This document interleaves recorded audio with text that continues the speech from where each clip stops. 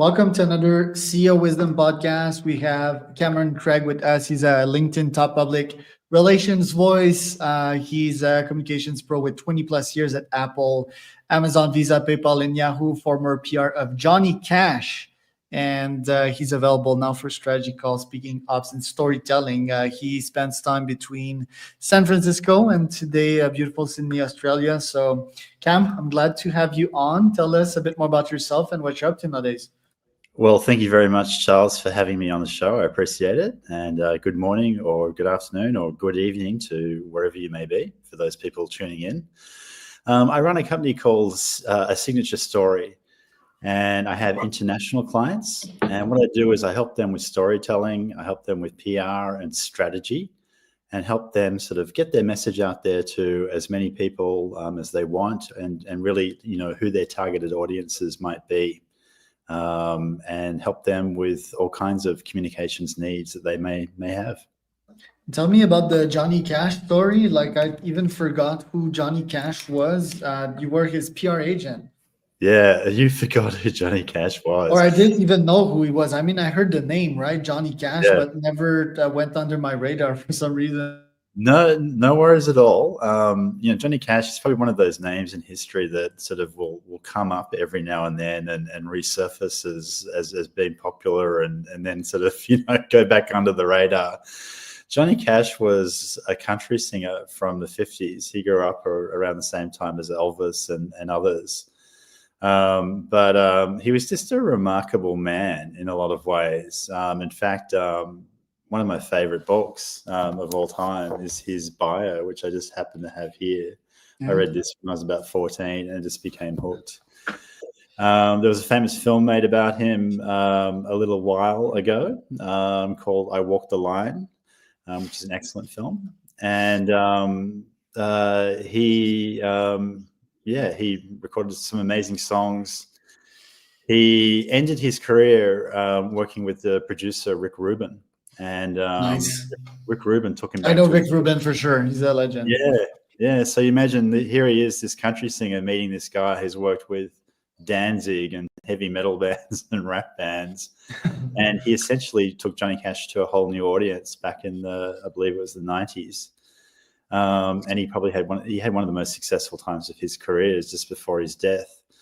And my connection with him, I did 2 tours of Australia and New Zealand as his publicist with him and Chris Christopherson, and then him with what they called the Highwaymen, which was like a super group of him, Willie Nelson, Waylon Jennings, and Chris Christopherson. So that was my early 20s. I thought after that, gee, what am I going to do with the rest of my life? But I've managed to find a few things to do.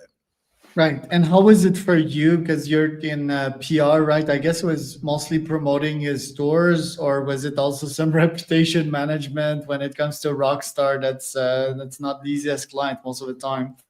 No, look, he was pretty easy to manage at that time. He definitely had his checkered history with life and the dark side. But by the time he got to Australia, it's funny. You read about rock and roll bands and their writers and, let's take out the red M&Ms and all of that kind of stuff. And I've got to have this kind of beer and whatever.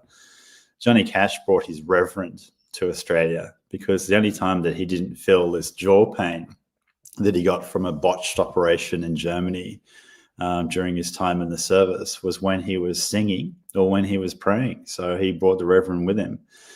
So we managed to get that reverend on the equivalent of Good Morning America here in Australia, which was quite a feat. But no, Johnny was pretty easy to work with. And I just did the Australian and New Zealand part of the tour, which for me as a 22, 23-year-old was more than enough for me. Right. And after that, you worked at a whole bunch of companies. I mean, some exciting, some more corporate than others. Was that part of your career more boring, or did you were wildly entertained as much as in the Johnny Cash days? Well, that's interesting because what happened after all of that is I took some time off, as a lot of Australians do. You find us all over the world, by the way. You could go to Africa, you could go to Belize, you could go to wherever, and you'd hear an Australian accent. Once we leave the country, because it's so far away from everywhere, we tend to linger around. So I did that for a little bit. and then came back. And one of the companies that I'd always followed was Apple. And this is during the dark days of Apple that, you probably don't remember, but Apple was on the way out. Everyone had PCs. You'd go into the Mac section of the computer store, and there'd be this little sort of rack of last year's software of 3 or 4 titles. It was like having the Betamax and VHS wars in video. It was sort of like the thing that no one had. But I really loved the operating system and the way that it worked, and also I knew that Apple had this special affinity to music, so I was always into it. And I ended up working with a company called Portadevelli, and Apple was my client, and that's what kicked it off. But people said to me, it's funny, I always thought that you were a music person, but now you're in tech. Well, actually, Apple became the music industry over the next 10 years. And, the people who worked in tech are arguably in a much better position than the people who stayed in music. And these were the Steve Jobs days, right? That's right. He had just come back to the company when I started it at Portadevelli. So it was a really interesting time. In fact, the first campaign that I worked on was Think Different. And Think Different is known as this advertising campaign. It's won a lot of awards, a lot of creative awards. It's one of the best brand campaigns ever.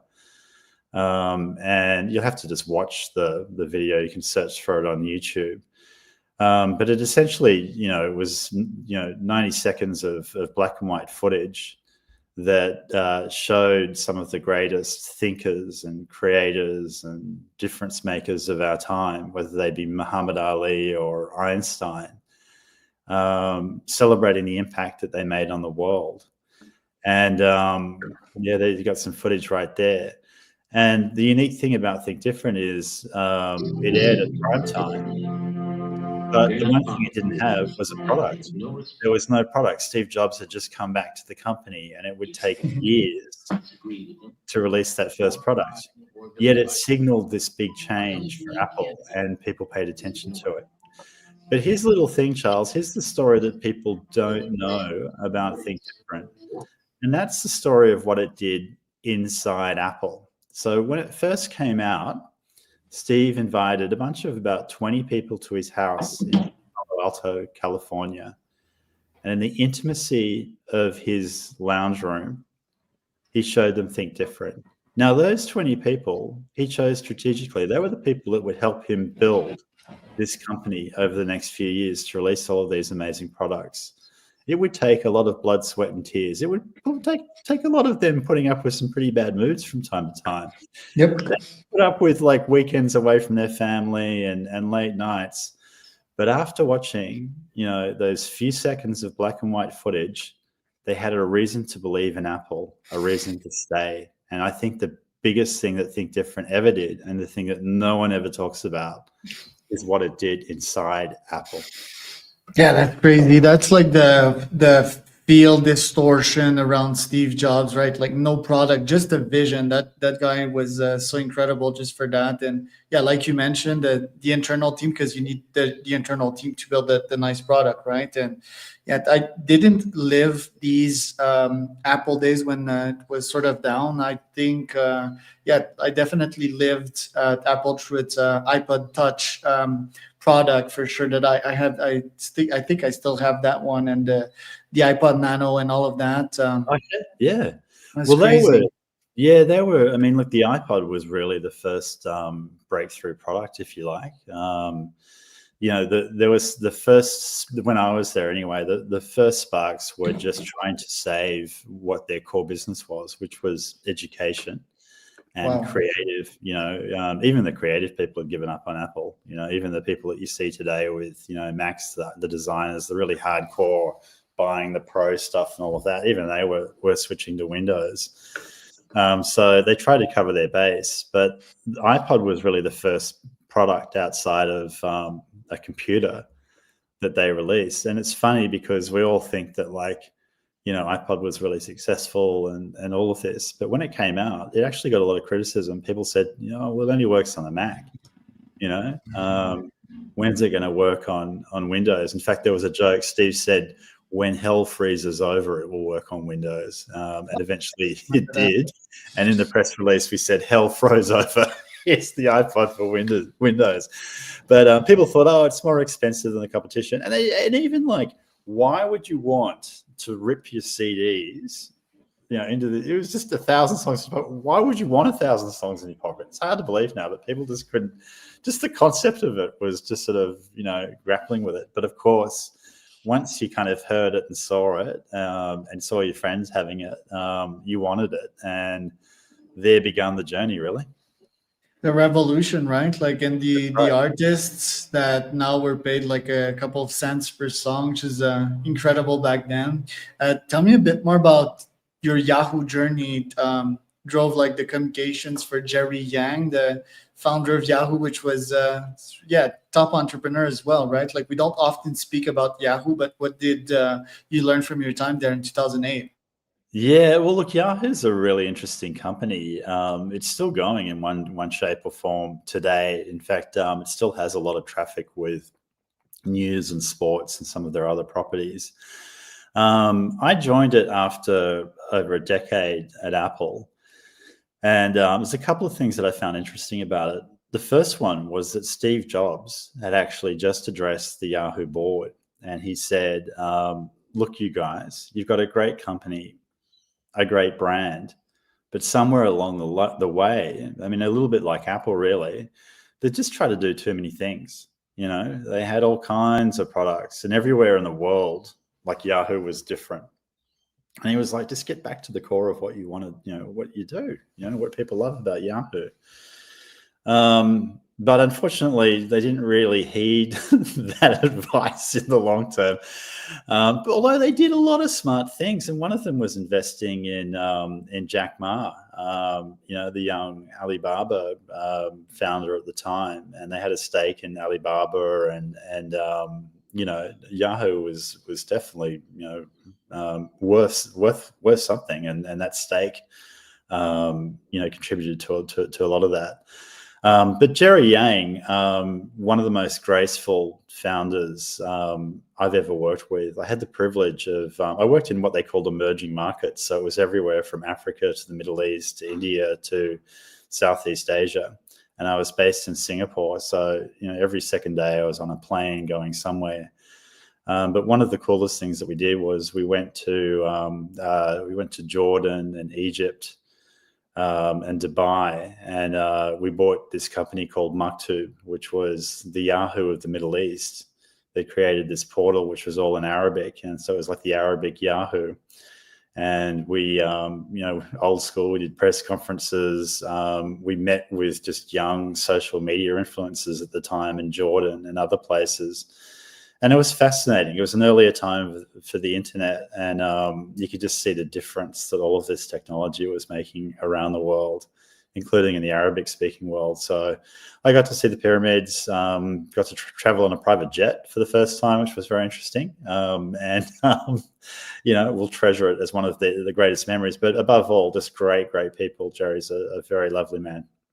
Nice. And then PayPal and Visa, you help with employee communications. Kind of funny, right? It's like they have so many employees that most employees don't know what the company's about, or it's sort of the culture is widespread. So you're like communicating to all employees to have them understand and promote the company, sort of, and increase productivity and work satisfaction, I guess.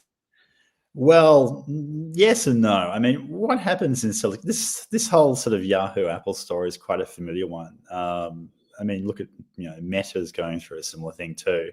It's going through a lot of things right now. But I mean, companies just get bigger and they kind of diversify and they get more complex over time. And PayPal was one of these companies that just started off, I mean, pretty simple, right? You just want to send money to someone. Here's your PayPal address. But it was moving into peer-to-peer payments and, bricks and mortar retail shopping. And of course, everything being on a mobile device. So the whole strategy and lens of the company was changing.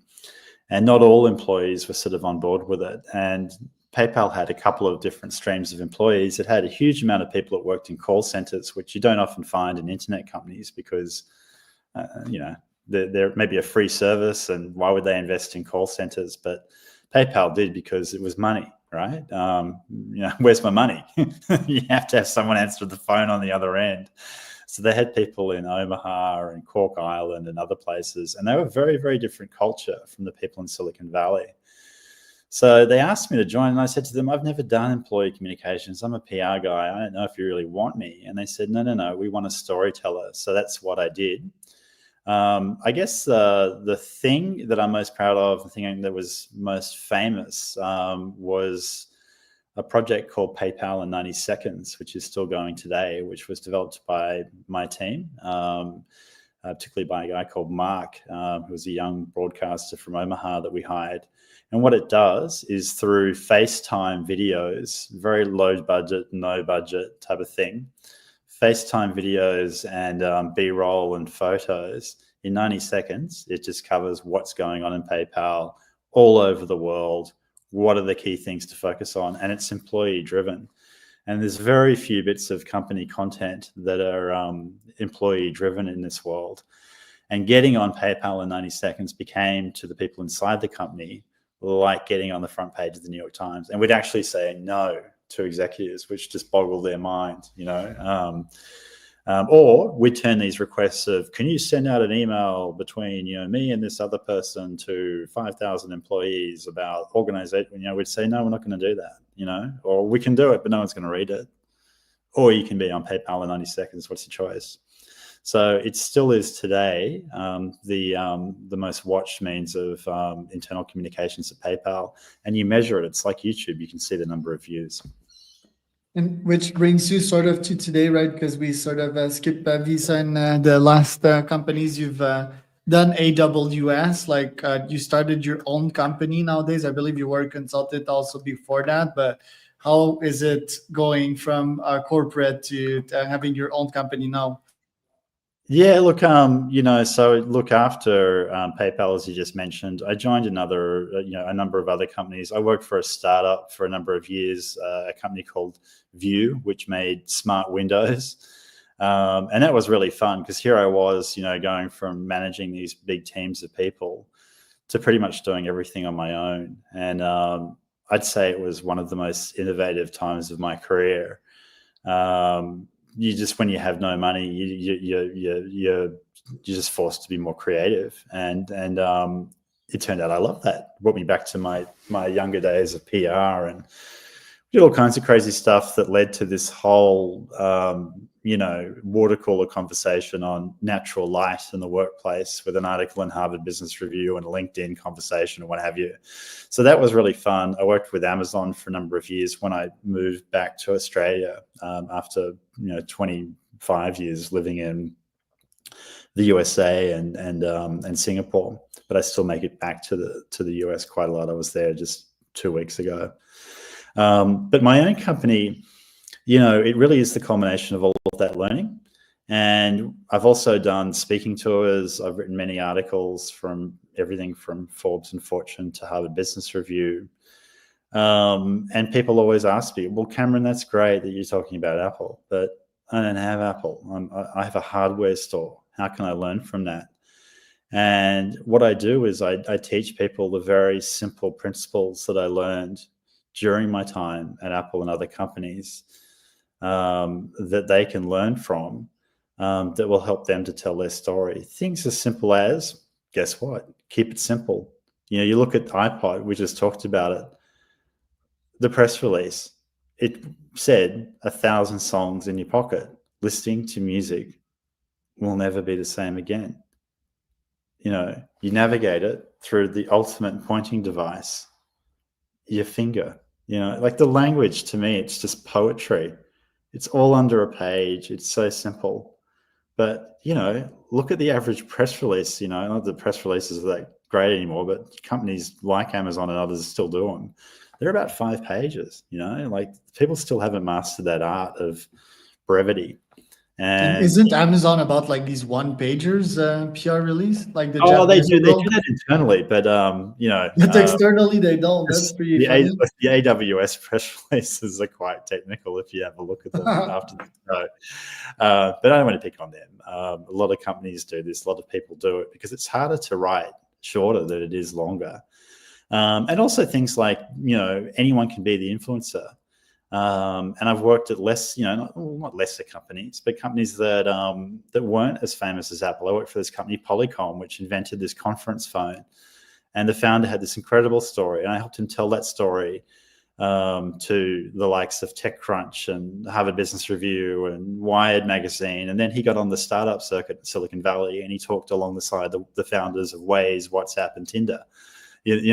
So how did he get from sort of being the old guy in unified communications to being on stage with those people? He told a story, and that's the difference that communication makes. I have a whole talk Pretty track good press right now. Release, right? Exactly. Exactly. How I founded a $2 billion company with a 99-cent book from Radio Shack. And you could think, well, that's a great story, but blah blah blah. Well, here's the thing: there was probably about 15 PR people before me at that company, and no one had thought to tap into that story. So imagine the stories that you've got lurking in your own company. You think about Chobani. What a great story of a guy coming to America and taking over this abandoned dairy farm and turning it into, everyone has a story. You don't have to be a Steve Jobs. And that's what I help entrepreneurs, small business, large companies, particularly new divisions of large companies, launch products, launch services, and get their message out there to the world. That's what a signature story does. And you can contact me on LinkedIn through a signature story, or cam@assignaturestory.com. Thanks for closing.